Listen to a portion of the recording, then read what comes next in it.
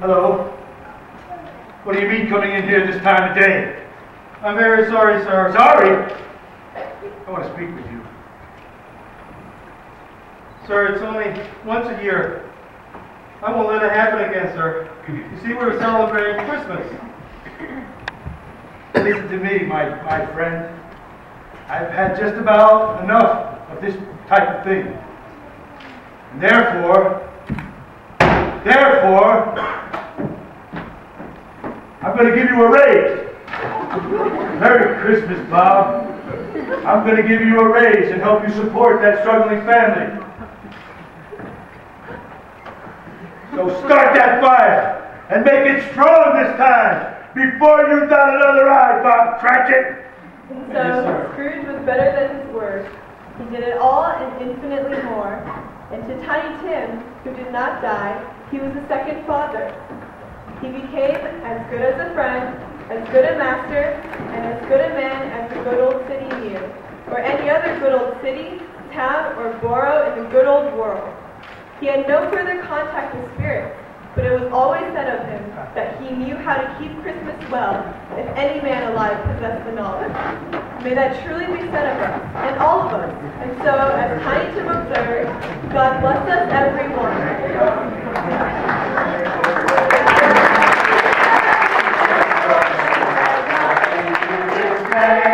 Remember Christ our Savior was born on Christmas Day to save us all from Satan's power when we were gone astray.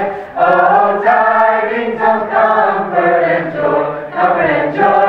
Oh, tidings of comfort and joy. All right, let's give a round of applause for Pastor Carole.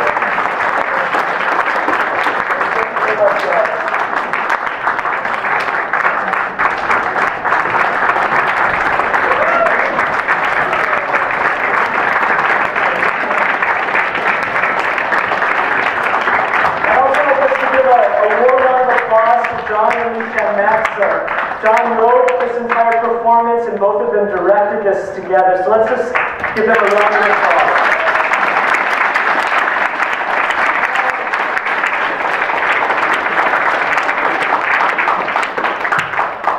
The story is told that one day in Calcutta, Mother Teresa gave the French writer named Dominique Lapierre a tour of a local slum that was very small. It was the size of 3 football fields, and yet 70,000 people lived within this area.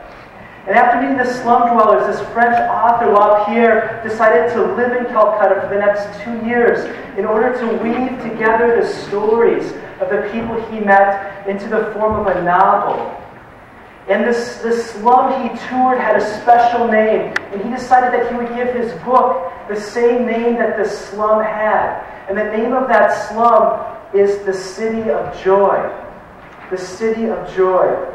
And on the title page of his book, Lapierre records an Indian proverb, which is the motto of this slum. And it says, "All that is not given is lost." Let me say that again. All that is not given is lost. Even the illiterate men and women crowded into this slum, living in desperate poverty, understood that there is a connection between generosity and joy. They lived in what they called the City of Joy. And tonight we see this connection clearly. Scrooge in one sense has it all, but in another sense, in a deeper, more meaningful sense, he is nothing at all. He has a lot of money and possessions, but he lacks the human relationships which make these things meaningful through sharing them. And on the other hand, we see the Cratchit family with their crippled son, Tiny Tim. And they don't even have enough material wealth to keep Tiny Tim alive. And yet, such generosity fills their lives that they share all that they have. And because of that, they experience a joy that Scrooge cannot even imagine, at least until the very end. Through generosity, we find joy. Before he died, Jesus told his disciples about the greatest act of generosity possible, which is to give up your life so that someone else can live. Jesus said, "Greater love has no one than this, that a person lay down his life for his friends." In this we see that true generosity, the type of generosity that brings joy, always is an expression of love. And the act of giving itself becomes secondary in such a way that when people who love each other give each other a gift, the size and the expense of the gift doesn't even matter. What matters is the love which the gift expresses. This is why even a desperately poor slum in the middle of Calcutta can be called the city of joy. Greater love has no one than this, that a person lay down his life for his friends. There is one story, though, of loving generosity and human transformation that is greater than Scrooge's story or LaPierre's novel. It is a story of God's generous love for fallen and broken people like you and like me. In generous love, God pursued us and entered into the middle of our selfish brokenness by becoming a human person in Jesus Christ. And Jesus lived among us, taught us about God's generous love, and then demonstrated this love by dying on the cross. You see, we deserve to die because our selfish brokenness inspired us to break our relationship with God. And whenever we break our relationship with God, going our own way, filling our life with material things, cutting off this relationship with God, who's the only source of life, the result and the penalty is death. But Jesus came and He entered into our selfishness and our pride, and He took all the consequences of that selfishness upon Himself. And He died in our place on the cross so that we could not only live in relationship with God again, but so that we could know the joy that springs from the generous love of God poured out to us.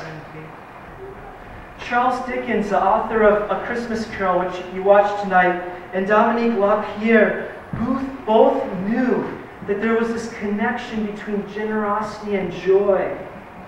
But we only see the origin of this connection. We only see the reason why generosity brings joy in Jesus Christ. All acts of human generosity point to the greatest generosity that the world has ever known, which is Jesus Christ's death on the cross in our place. And all moments of human joy that are inspired by the love of others are meant to draw our attention to the love of God, which alone can fill our lives with a joy that we cannot even imagine. Tonight, if you would like to learn more about this generous love of God for you, and the amazing love that He offers you, that can be yours through Jesus, I invite you to stay behind when we dismiss everyone to get a snack in a few minutes. And I would like to talk with you. I'd like to meet with you. Before we do that, I'd like to invite the cast back. They're going to lead us in some songs. I'd like us all to stand up. Come on in, cast.